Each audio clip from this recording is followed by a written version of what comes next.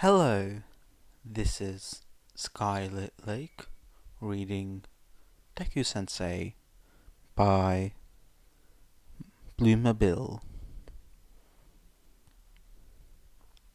Chapter 9 Venturing into Dangerous Waters. The afternoon of the next day saw Izuku sitting on a bullet train car heading to the South Side district, picking at his nails. Izuku's enthusiasm had been dashed shortly after he researched the address the girl gave him and learned it was located in the infamous South Side. Izuku had heard hundreds of horror stories about the district and people who lived there. Izuku naturally became reasonably nervous about going to the red light district, having found multiple reports and headlines confirming those stories and few heroes that were supposed to patrol the district. However, this was the only job Izuku had found, so he chose to suck it up and be a big boy. So he avoided telling his mum where he was heading, other than he'd have to take the bullet train, and armed with a taser, another gift from Auntie Mitsu-chan, he anxiously rode on to his destination. He had to get off at the station about 3 blocks from the district, since there wasn't one inside it. Walking to the address from there left Izuku wary but curious, as he passed crumbling or straight-up destroyed buildings. He kept his guard up regardless of if he could see people or not, because Izuku did see more people than he thought he would. Some of them were obviously the sketchy characters and gang members one would expect in a red light district. They eyed Izuku with the same amount of suspicion when they saw him. Izuku found walking through the South Side wasn't too different from walking the halls of Aldera, but he was much more confident, much more coherent and conscious of the people watching him. He found that the address led to an apartment complex in a denser cluster of buildings, and it was in better condition than most. Izuku, after figuring out that the exact address would be on the 2nd floor, was careful when he climbed the stairs with how loud they creaked. Finally, at the front door, Izuku double-checked the address matched and that he was on time before he hesitantly knocked when he saw there wasn't a doorbell. Then, faster than Izuku could process, the door was yanked open and a hand grabbed him by the neck, dragging him inside before he was slammed against the wall. Izuku was temporarily dazed from the impact and sudden assault, but quickly came back to himself, staring down at a scaled snout to a pair of cold, piercing, yellow-slit pupil eyes, glaring back at him. "Who are you?" A gravelly voice snarled with a heavy lisp. Izuku trembled under the man's gaze, all too familiar with this terrifying position, and his throat nearly locked up. I'm here to tutor Miyaki-san," he forced out through uncooperative vocal cords, scaled fingers with claws tightening around his neck. "Midoriya," the other hissed questioningly, not losing his harsh tone, and Izuku shakingly nodded, not trusting his voice. The man kept Izuku pinned by the neck for another minute, glaring down at him harshly, then released him. Izuku softly gasped, and his hands went to his throat. Looking up, Izuku saw a tall man with obviously reptilian-based mutations still glaring down at him. "Papa, is he here?" a familiar young voice called, glancing down the entranceway, he spotted a little blonde girl with the same eyes as the man. When their eyes met, she smiled, revealing 2 pairs of fangs. "Midoriya-kun, you're here!" she cheered, running right up to him. "Hello, is Miyaki-san home?" Izuku nervously asked, still shaken up and keenly aware the man was still watching him like a hawk. The little girl nodded rapidly. "Uh-huh, Ani-chan, Midoriya-kun's here," the girl exclaimed, dragging Izuku along with her by the arm. She had pulled him to a living room / kitchenette room, where a tall boy, maybe a little older than him, with the strongest reptilian mutation of the 3, sat, and he briefly noted that he had golden eyes rather than the pale yellow the other 2 had. "Midoriya-san," he greeted with the same lisp the man had. Hi, you're Miyaki-san," Izuku asked, still nervous with the man trailing behind, not needing to see the man to know he was glaring at him. The boy nodded, and the girl dragged him to sit by Miyaki. Great! Do you want to start with math or science?" Izuku inquired, trying to smile despite the man glaring holes into him. "Science," the boy answered. Izuku brought out the books he had borrowed from the library and placed them on the table. Miyaki-san wasn't very expressive due to his reptilian features, but Izuku could tell how frustrated he was just trying to understand his homework. Getting an idea, he pulled out one of his notebooks to illustrate the experiment or things he was trying to explain to Miyaki-san, and he was happy to learn that Miyaki-san worked better with visual aid.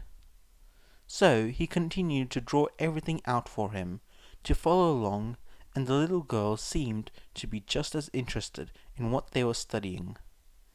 Izuku was happy to explain simple differences between different chemicals, how they changed when they stabilized or turned reactive by adding different ingredients like in baking. After they finished his science homework, they took a break as the little girl insisted they all have a snack. Miyaki-san glanced at the man. "I apologize for father's behavior. We live in a dangerous neighborhood," the boy told him, but Izuku nervously waved it off. It's fine, perfectly fine. I totally understand," he responded, and he wasn't just saying that for Miyaki-san's sake. "It's not the worst thing that's happened to me," Izuku meekly joked.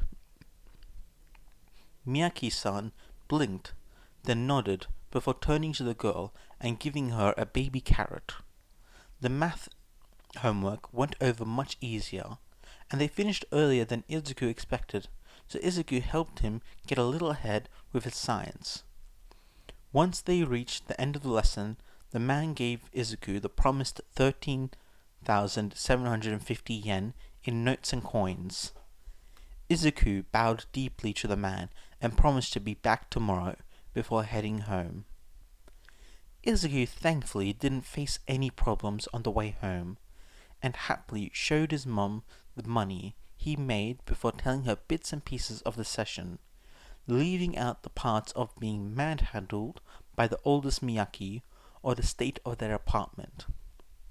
Izuku made the trip to the Miyaki's apartments all 4 days, and thankfully the last time Miyaki Sr. stopped pinning him to the wall, which Izuku was thankful for, since he didn't want to start hiding bruises from his mum again.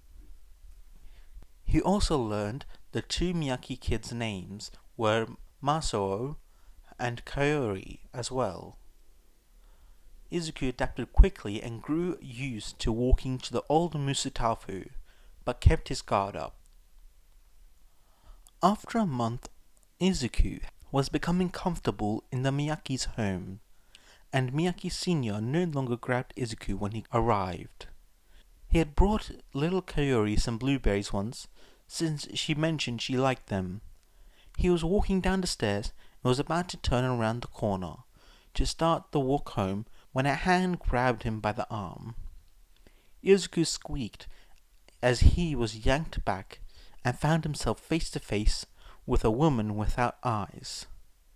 Izuku would have normally screamed bloody murder if he hadn't been paralyzed with fear upon seeing the woman's empty and heavily scarred eye sockets. Wait. No, he was paralyzed and couldn't move an inch. Izuku would have been sent into a downward spiral of all the horrible, god-awful things that were going to happen to him if the woman hadn't spoken up. "I'm sorry. I shouldn't have grabbed you like that." Her voice was hoarse and cracked. She let go of his arm. "That's my quirk. I can paralyze people with a touch. It should wear off in a minute or so," she explained, moving away, shifting from one foot to the other. Now that she moved away, Izuku could see more of her. Not that it made him less scared, since she did look like she walked out of a horror movie. "My son, he knows Miyaki, and says you're the one who's been helping him with his homework," the woman said. She began to pat her side until she found her coat pocket and searched inside it for something. Now that he had the chance to calm down, Izuku noted the woman didn't look half as scary as she did homeless. He could see multiple things about her that indicated she was trying to make the most of what she had left of her torn coat and dress. He was brought out of his thoughts when she pulled out some paper yen notes. "My son needs help with math. This should be enough, right?" she asked. Izuku felt sensation return to him by a strong, almost painful tingling all over. Izuku's hands shakingly took the money and saw it was about 5,150 yen. Yeah. What days do you want me to come by?" Izuku inquired, and the woman smiled, which made him cringe a bit, as her lips cracked. "Saturday around 5. We live in apartment 25. Thank you," she answered before she left Izuku to, process this encounter. Chapter 10. A Heart-to-Heart. Kiku was an excellent student once he met him the next day, and Izuku enjoyed teaching him first-year elementary math. Tanaka-san wasn't the only one to approach him in the following month, as the families in the building were talking about him. So, he started just having a study group at that point, and took various amount of money from each of them. During that month, he became closer with said families, after seeing them near daily, to the point that no one living in the complex didn't know him. Izuku also quickly became painfully aware of the living situation in the south side. In the 2 months working in the district, he had only seen 1 or 2 pro heroes patrolling the very edge of the red light district. He hadn't seen one go inside the district despite seeing various crimes, usually drugs, and hearing multiple gunshots. There had been times when Izuku had been forced to leave early due to gang fights outside the apartment complex. There were also other times where he was late because he had to avoid sketchy things or people on the way. Izuku couldn't help feel guilty as he stared at his hero merchandise, and knowing that the kids he worked with sometimes had to play the Eat, Shower, Safe Bed, Pick 2 game. Like how the Miyakis were struggling to pay for Masa-san's schooling, or how Kiku-kan would often search for spare change on the street every day when he was walking home. One day, when he was packing up his things after spending 4 hours teaching his little group to write kanji, as well as some science and math, Izuku felt a tug on his pants, and when he turned around, he saw little Kaori, Kiku-kan, and about 5 other kids their age gathered around him. Izuku chuckled and patted Kaori's heads. "Do you need something, guys?" He turned around to face the group. Kiku shuffled a bit before he offered him a paper. Izuku took it thinking it was just some work Kiku-kan wanted him to check over. But once he saw what was on the paper, he didn't see the math problems he and Kiku-kan were supposed to go over. Instead, he found a drawing with 3 figures in crayon, one of Kiku-kan, Tanaka-san, and himself, if the names were anything to go by. Confused, Izuku turned to the boy and was met with Kaori proudly showing her own drawing of her family and himself with a big blue hill and dots. Aki-chan Sensei said people can draw something for someone important as a thank you. So we all got together to make these. Look, this is all of us on top of a pile of blueberries, she told him, pointing at the 4 stick figures. Izuku's mouth fell open out of shock and turned to the other 5, seeing them each holding a different drawing.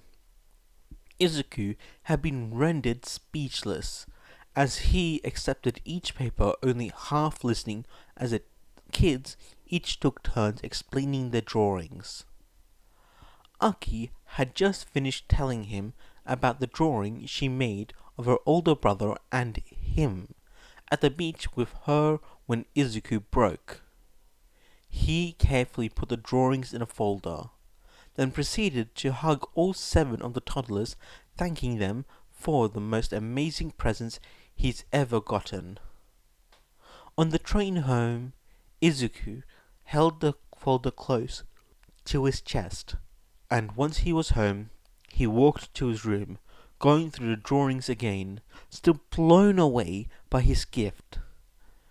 Once inside, his eyes fell upon his expensive hero merchandise, and that heartwarming feeling was thrown into conflict with the overwhelming guilt as the multiple faces of All Might stared back at him.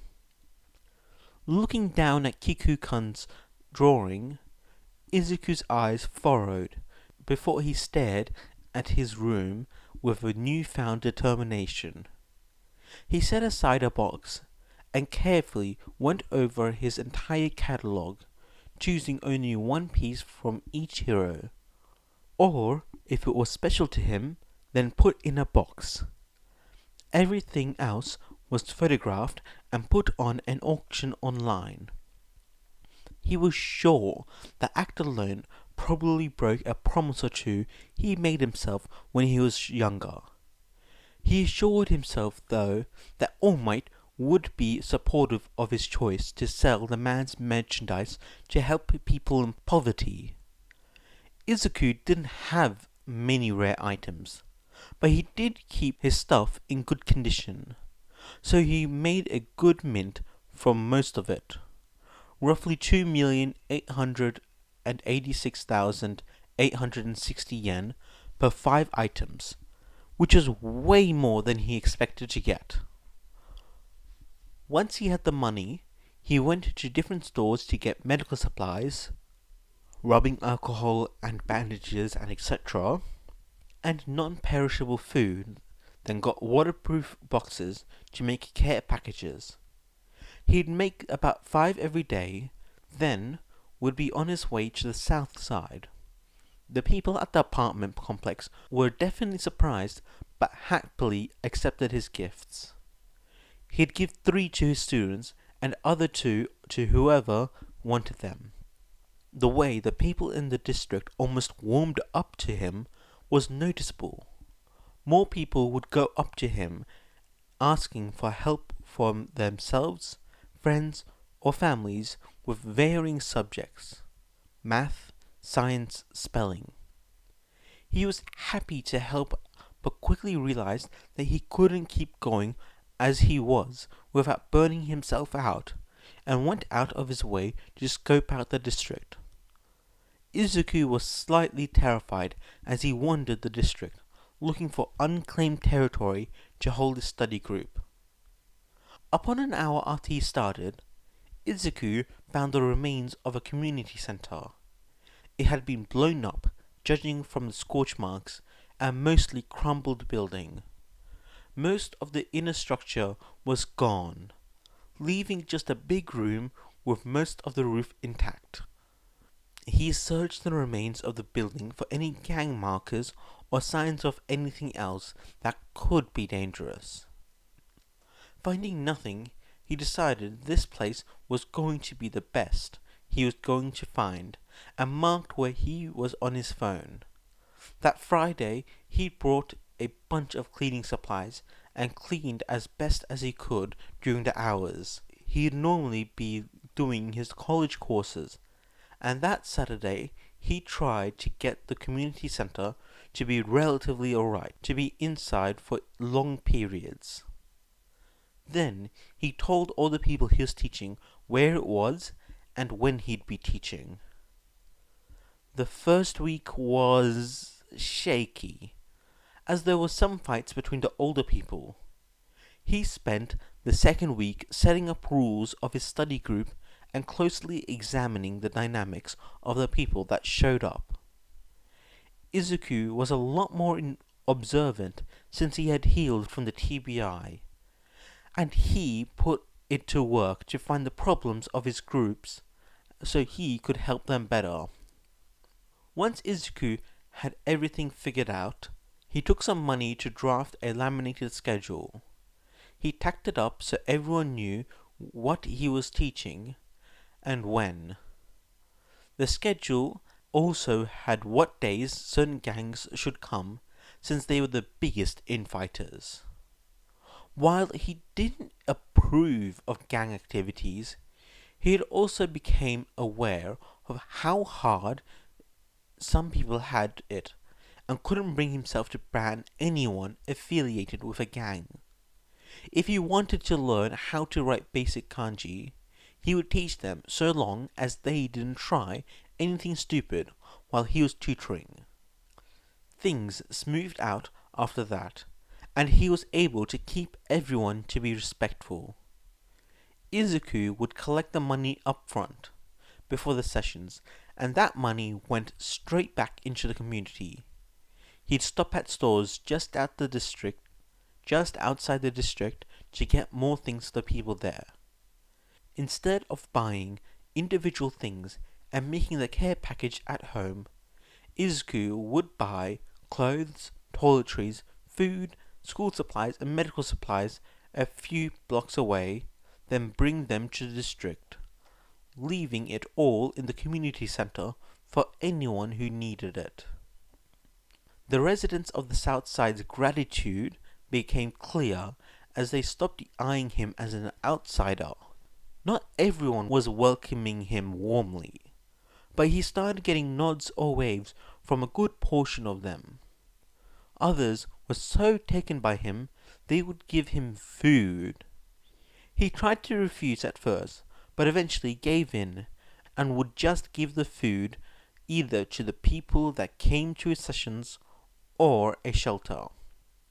Having become a routine part of his life, he began to easily recognize the people he passed by on his walk, and they probably knew him in turn. It was probably after one of his students helped him carry the fluffy winter coats he bought that he realized that he no longer felt any fear as he walked the roads of the old Musatafu. That he had gotten so used to the roads and the people there that he knew them so well, he knew them like the back of his hands. With that knowledge, he found it hard to be afraid of this place anymore, even when the occasional firefights happened. The previously held fear of the district having long since faded, even if he was still well aware how dangerous these roads were. The confidence he had when he walked past the local gangs was utterly surprising.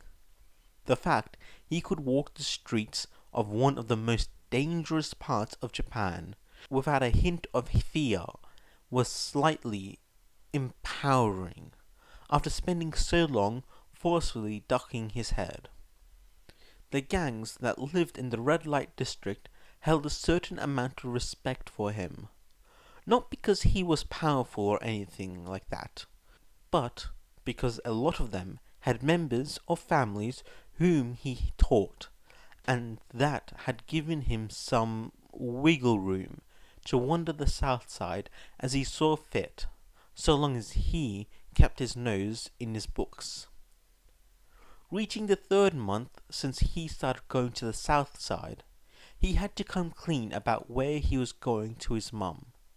He hadn't lied about where he went, or what he was doing, but Izuku had been purposely vague about the certain details, and with how big this had grown, he didn't want to hide it anymore.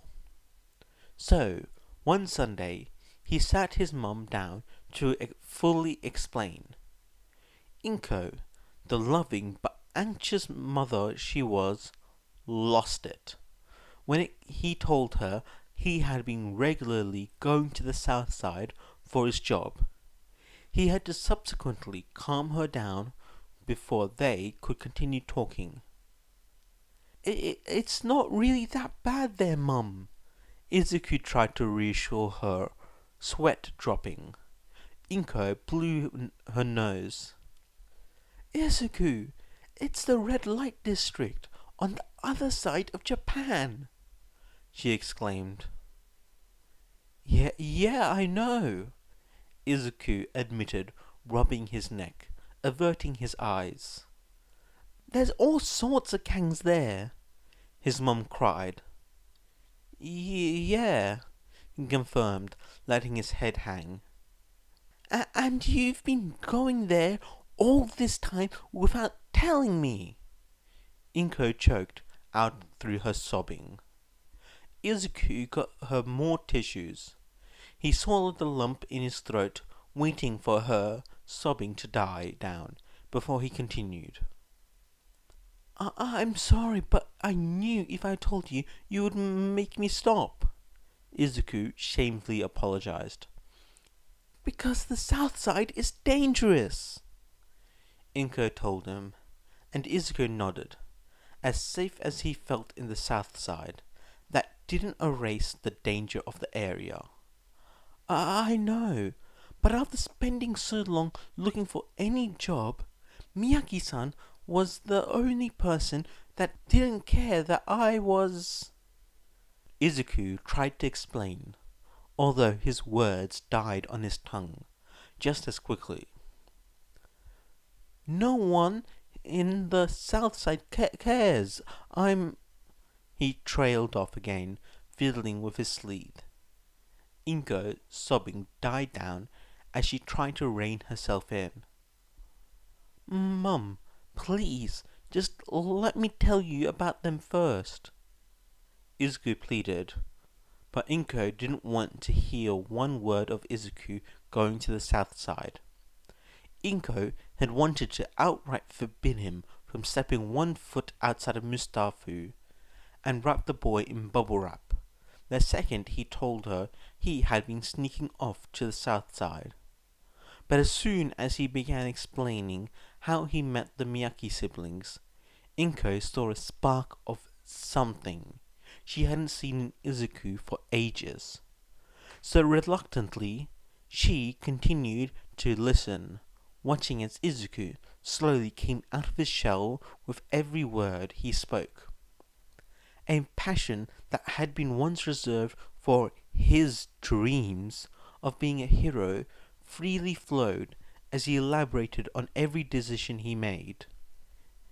Izuku showed her all the drawings he got from the younger kids, and showed her pictures of them, excitedly explaining what he had taught each of them with the barest hints of pride in himself.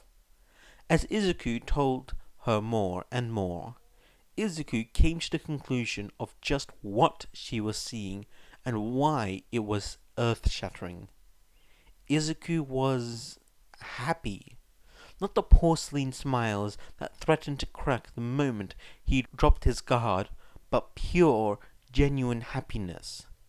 It was only after seeing him gush about his work in the South Side that she could see how utterly fake his act from before she found out about the bullying was in comparison. Inko could hardly remember a time when she last saw Izuku so alive. The twinkle in his eyes wasn't there even when he spoke of heroes or quirks. It was sparkling so bright she would have mistaken Izuku for the sun itself for how brightly he beamed. The only time she could ever recall Izuku being this passionate had been before he was declared quirkless, before his dream of being a hero had been crushed by the harsh reality of the world. Her mind flashed back to her 5-year-old son, practically begging her to support him, to tell him that even if his dreams weren't possible, that he still had her support. And she remembered the only thing she could think of was blaming herself for being unable to give him a quirk so that he could have a chance at his dreams. That's when her son was vulnerable, needed help, and she had let herself be crushed under the weight of her guilt, and how she failed to support him when he needed her most. People frequently brushed off hindsight, but she couldn't this time. Izuku was sitting in front of her with small blossoms of hope over his work, fragile hope held together by a string. She physically couldn't separate this moment from when he was 5. She had seen what happened the last time that hope was crushed, and she wasn't sure either of them would survive it a second time. So, despite knowing this was a terrible, awful, no good idea, she wasn't sure she could outright forbid him. So, with a trembling hand, she took one of his. Are you being safe?" she asked, interrupting his rambling. Izuku paused, blinking. Of course I am," he replied. Inko bit her lip, then said, "Does this make you happy?" Izuku again paused before smiling shyly. Yeah, I think I am," he answered, seemingly just as amazed by the fact as he said it. Inko stared at him for another minute before she came to a decision. Okay," she muttered, nearly regretting it. Izuku blinked, looking confused, before it hit him what she meant. Izuku burst into tears of joy and hugged her, repeatedly thanking her over and over, practically clinging to her. She had already broken her son once before, and she couldn't do it again. Even though what he was doing scared the living hell out of her, she would support him, no matter how much it hurt her.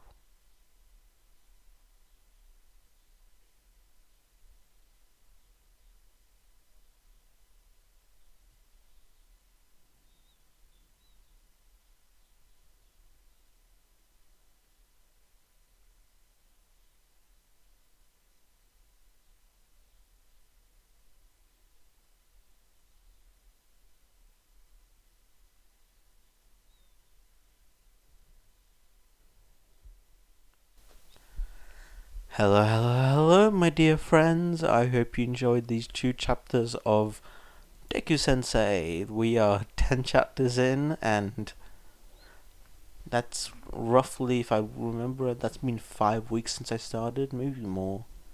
Because, 6 weeks, because this going to be released late because I forgot to record during the week because I was so busy. Yeah, because work started, and that busy with work, and then I had to go out because. Anyway, I'll see you guys later. Bye!